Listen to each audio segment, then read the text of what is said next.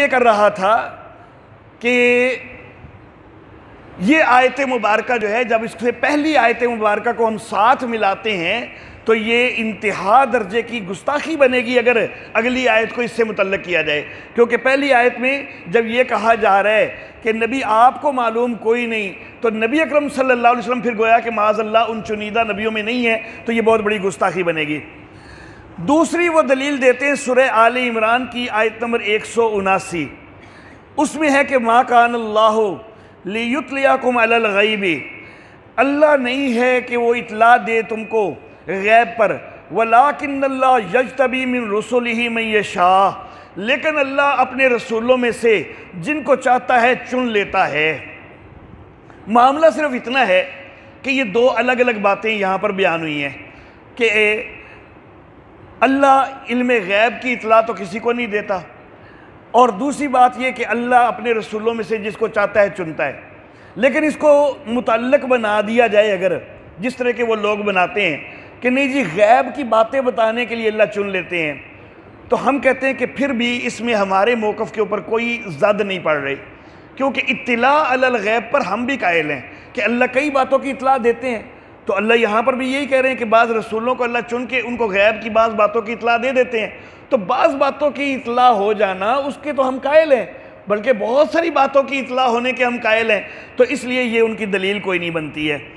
اور مفسرین نے اس سے بعض غیب ہی مراد لیا ہے، اس کے لیے تفسیر بیضاوی اٹھا کے دیکھیں، تفسیر بغوی اٹھا کے دیکھیں، تفسیر خازن، تفسیر جامع البیان، تفسیر مظہری، سب کے اندر یہی ہے کہ اس میں بعض مغیبات کا ذکر ہے، اس میں کل علم غیب کا کوئی تذکرہ نہیں ہے۔ تیسری دلیل وہ دیتے ہیں کہ تلک من انباء الغیب، یہ غیب کی خبریں ہیں، نوحیہا الیک، جو ہم آپ کو دیتے ہیں۔ تو میں یہ عرض کرنا چاہوں گا کہ یہاں پر بھی صرف کچھ غیب کی خبروں کا تذکرہ ہے، نہ کہ علم غیب آپ کو ہم نے دے دیا، اس کا کوئی تذکرہ نہیں ہے۔ اور اللہ اس کے ساتھ ہی آگے یہ بھی فرما رہے ہیں کہ وَمَا كُنْتَ تَعْلَمُهَا أَنْتَ، آپ اس کو پہلے نہیں جانتے تھے، نہ ہی آپ کی قوم جانتی تھی، ہم اب بتا رہے ہیں تو تب آپ کو پتہ چل رہا ہے اور آپ کی قوم کو پتہ چل رہا ہے۔ تو بہرحال یہ ان کے کچھ چند ایک دلائل ہیں جن کو بڑا وہ زور و شور سے پیش کرتے ہیں، لیکن ان کی کوئی حیثیت نہیں ہے۔ اس کے علاوہ کچھ نہ کچھ احادیث وغیرہ وہ پیش کرتے ہیں کہ جن کے اندر کوئی مستقبل کی پیشین گوئیاں ہیں